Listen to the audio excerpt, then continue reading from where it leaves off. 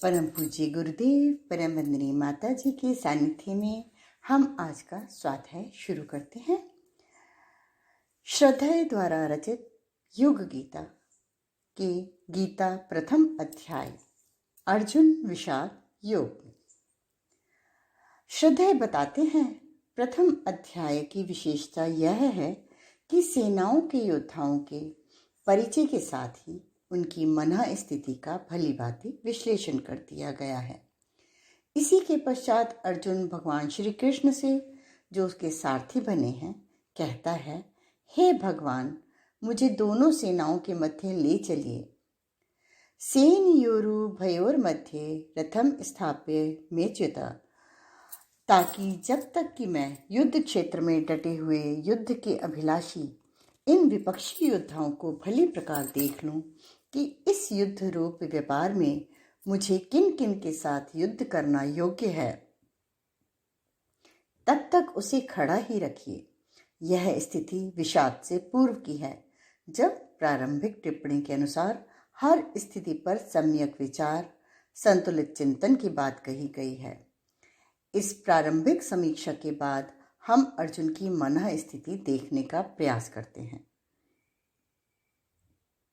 अर्जुन व दुर्योधन दोनों की तुलना करने का प्रयास करें तो हमें जानकारी मिलती है कि प्रारंभ में दुर्योधन ने भीष्म पितामह एवं गुरु द्रोणाचार्य को वर्णन बताने के साथ व्यंग भी कसा था। यह भी परोक्ष रूप से कहने का प्रयास किया है, वे कहीं ममत्ववश अपने शौर्य को भुला तो नहीं बैठे। उसकी इसी वृत्ति के कारण उसका शिष्यत्व ही नहीं, मनुष्यत्व की जागृत नहीं हो पा रहा। पांडवों में युधिष्ठिर हैं, किंतु वे धर्मराज हैं, अकर्मण्य हैं। यदि वे चाहते तो महाभारत टल सकता था। जब विवाह के पश्चात द्रौपदी के साथ पांडव गण लौटे तो भीष्म पितामह ने राज्य परिषद की बैठक बुलाई एवं कहा कि पांडु पुत्रों को राज्य दे दिया जाना चाहिए। भीष्म के वाक्यों को कोई नकार नहीं सकता था, ना चुनौती दे सकता था। जब किसी भी तरफ से कोई विरोध नहीं आ रहा था, तब युधिष्ठिर ने बीच में खड़े होकर कहा कि आधे राज्य का अधिकार तो धृतराष्ट्र पुत्रों को भी है। बस उसी दिन महाभारत का बीजारोपण हो गया, इतिहास लिख दिया गया। विचार कुशल, व्यवहार कुशल ना तो दुर्योधन है न युधिष्ठिर, मात्र अर्जुन ही ऐसा है जो दोनों सेनाओं के बीच खड़ा हो सम्यक विचार करने के लिए उद्यत हुआ है। देखा जाए तो यह सब भगवान की योजना के अनुसार ही है। उनकी इच्छा के बिना पत्ता भी नहीं हिल सकता।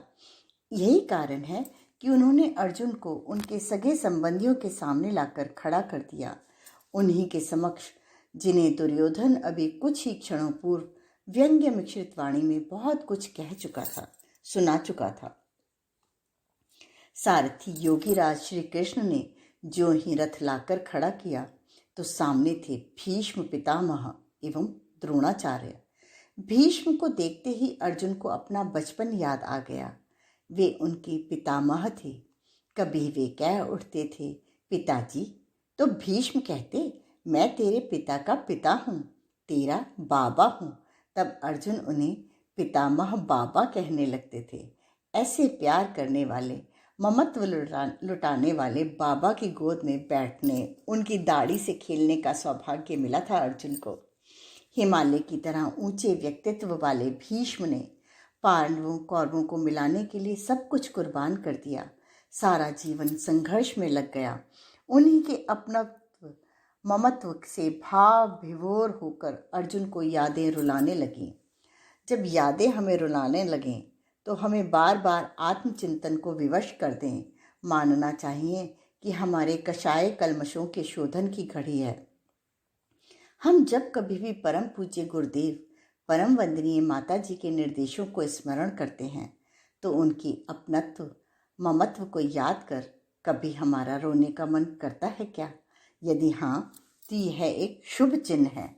यदि वही स्मरण कर हम अपना सतत परिशोधन करते रहे तो गीता का यह उपदेश सार्थक हो सकता है।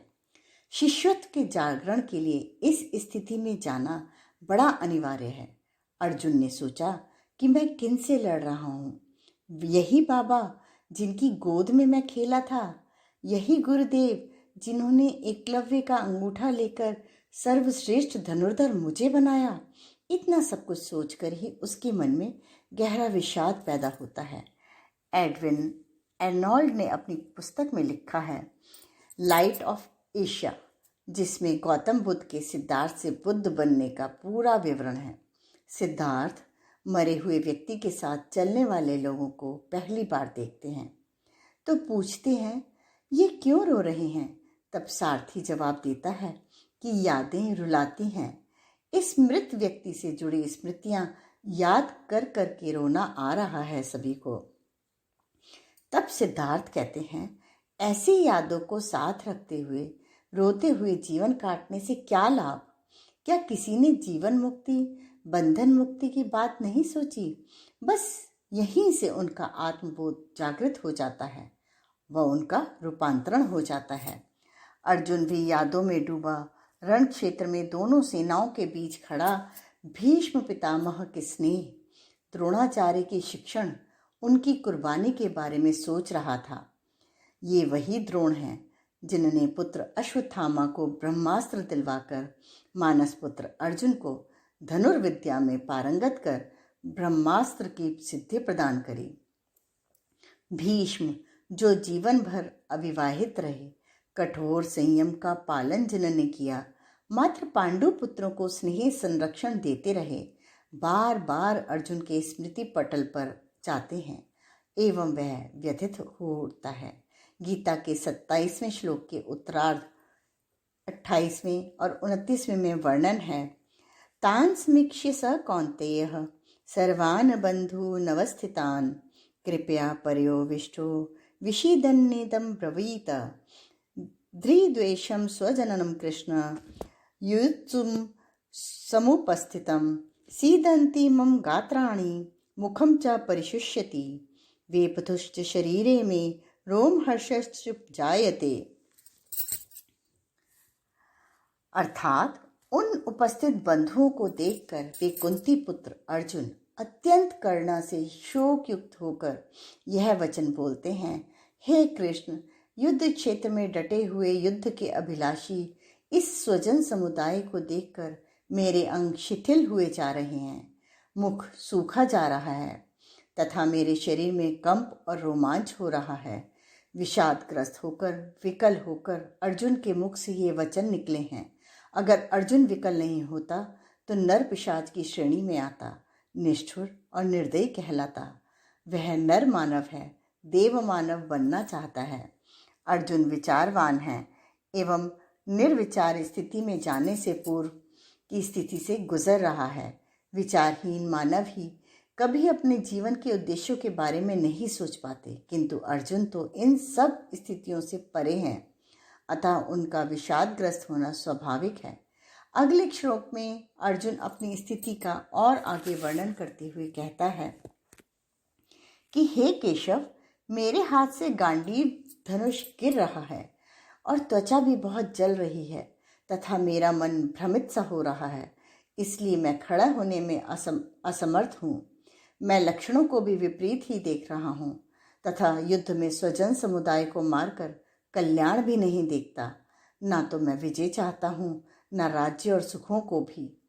ऐसे हमें राज्य से क्या प्रयोजन, ऐसे भोगों से और जीवन से क्या लाभ?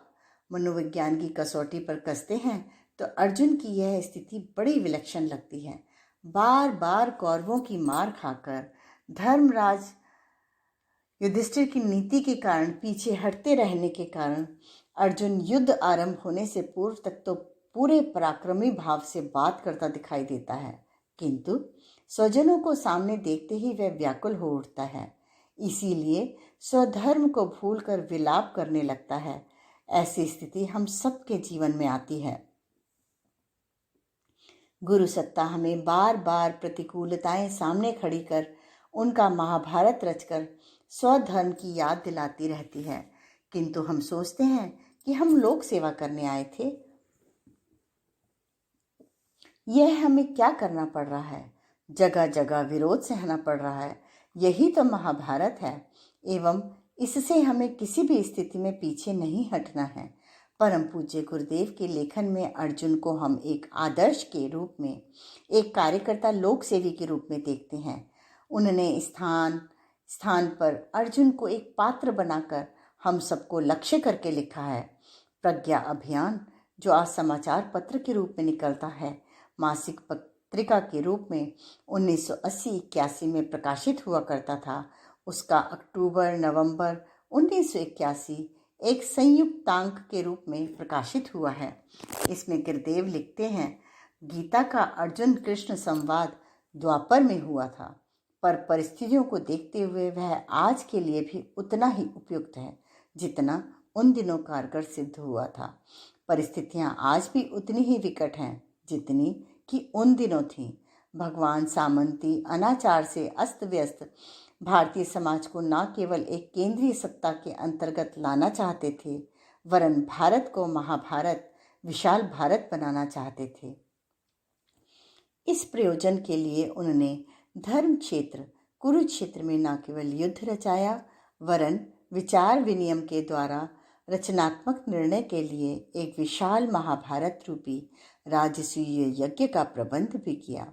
इस प्रयोजन के लिए भगवान को एक समर्थ सहयोगी की आवश्यकता थी, इसीलिए उन्होंने एक पात्र उचित दिखा। वह था अर्जुन। अर्जुन न तो परामर्श के साथ समाहित दूरगामी श्रेय सत परिणाम को समझ पा रहा था और न उनके साथ जुड़ी सघन आत्मीयता जन्य उपलब्धियों की परिकल्पना ही कर पा रहा था। संकीर्ण सीमा बंधन ही उसके मन मस्तिष्क पर छाए हुए थे।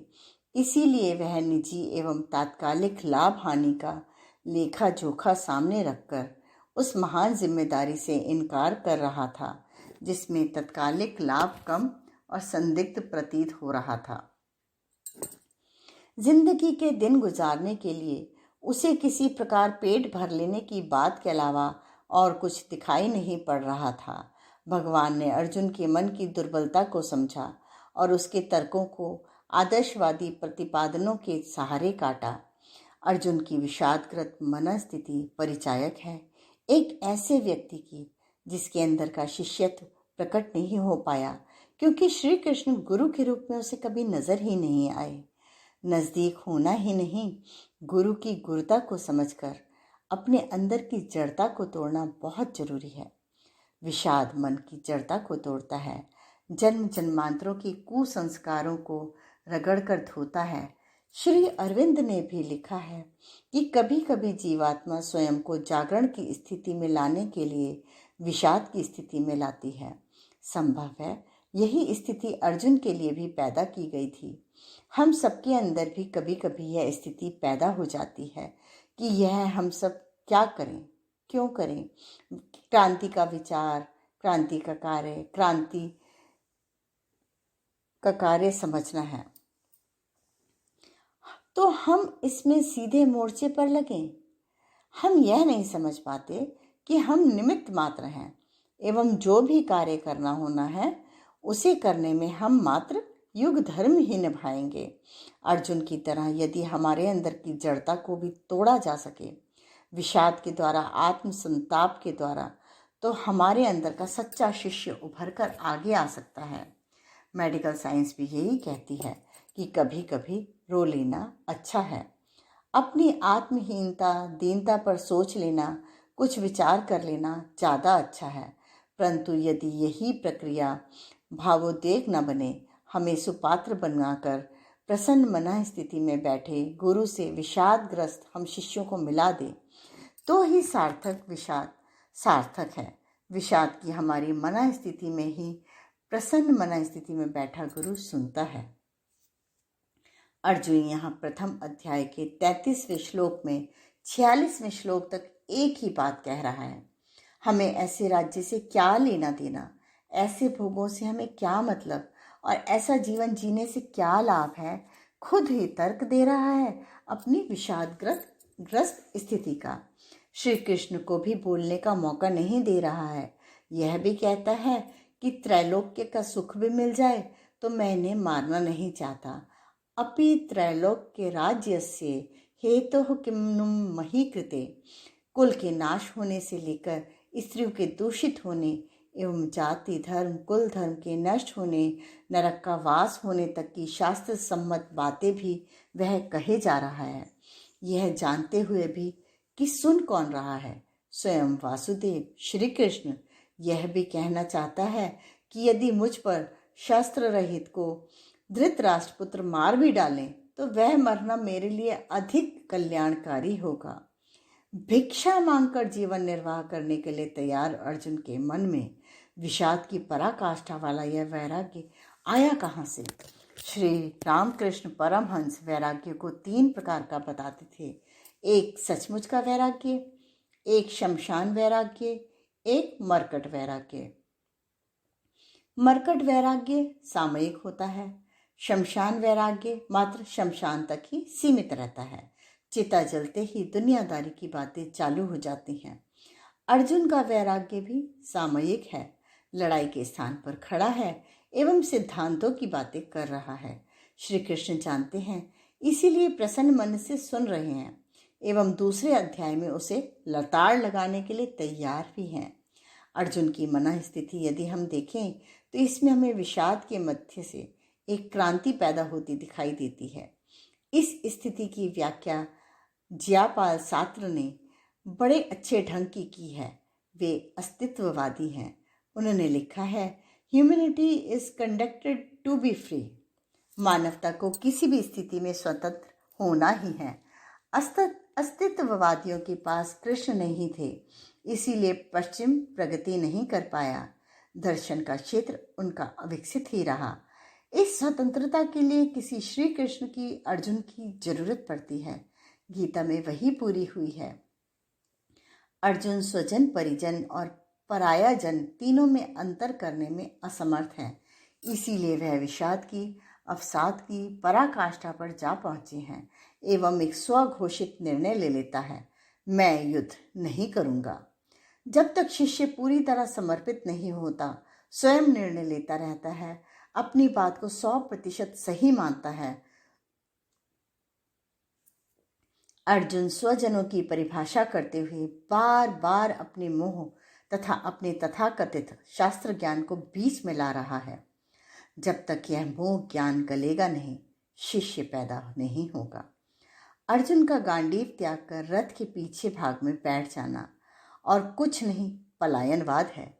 यह कैसे हुआ कि एक वीर किंतु भावनाशील व्यक्ति मोह संकुल हो गया? विचारहीनता, मोह संकुलता, अकर्मण्यता, ये तीनों शिष्यत्व के मार्ग में बाधाएं हैं। मोह करना ही है तो श्रेष्ठता से, आदर्शों से होना चाहिए, ना कि तथाकथित मरण धर्मा स्वजनों से। नीति और धर्म से मोह करना चाहिए, अनीति और अधर्म से नहीं। गीता की प्रथम अध्याय के इस मर्म को यदि हम समझने का प्रयास करें तो हमें ज्ञात होता है कि सारा तत्व एक ही बात में छिपा है। हम समर्पित कर्मठ ज्ञानी बने। तीनों योग इसमें छिपे हैं।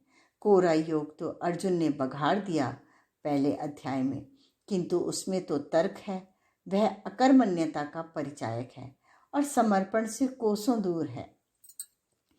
परम पूज्य गुरुदेव ने कहा कि तुम्हें अर्जुन बनकर श्रेय लेना हो तो लग जाओ काम में, नहीं करोगे तो कोई और कर लेगा।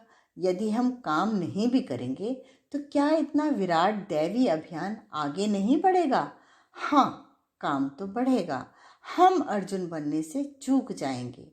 परम पूज्य गुरुदेव अखंड ज्योति अप्रैल 1982 में लिखते हैं कि आत्मसत्ता का वजन भारी, जिम्मेदारी बड़ी, शिष्टा का अपेक्षा ऊंची, समय की गरिमा अब अनुपम, इतना सब होते हुए भी क्षुद्रता कैसी जो अग्रदूतों की भूमिका निभाने में अवरोध बनकर अड़ गई है। समर्थ को असमर्थ बनाने वाला यह व्यामोह आखिर बंधन है, कुसंस्कार है, दुर्विपाक है या मकड़ी का जाला? कुछ ठीक से समझ नहीं आता। यह समय पराक्रम और पौरुष का है, शौर्य और साहस का है। इस विषम बेला में युग के अर्जुन के हाथों से गांडीव क्यों छूटे जा रहे हैं? सिद्धांतवाद क्या कथा गाथा जैसा कोई मनोरंजन विनोद है? कृष्ण झुंझला पड़े थे। कृष्ण की झुंझलाहट अर्जुन पर निकलने से लेकर उसके शिष्यत्व के जागरण की प्रक्रिया सांख्य योग नामक दूसरे अध्याय में पढ़ने से पूर्व समझ लें कि श्री कृष्ण देख रहे हैं कि अर्जुन के संदेह सच्चे मन से वेदना और व्याकुलता की स्थिति में निकले हैं। आत्म संताप से ही यह आत्म व्याकुलता पैदा हुई है। यह शिष्यत्व के विकसित होने का, गुरु के पैदा होने का समय है। हम सभी को उस मार्गदर्शन की अपेक्षा है जो कभी उस युग के अर्जुन को उसके भगवान श्री कृष्ण, गुरु श्री कृष्ण से मिला था। आज भी हम उसे युग गीता के परिप्रेक्ष्य में पा सकते हैं। आज का स्वाध्याय का क्रम यहीं समाप्त होता है। धन्यवाद।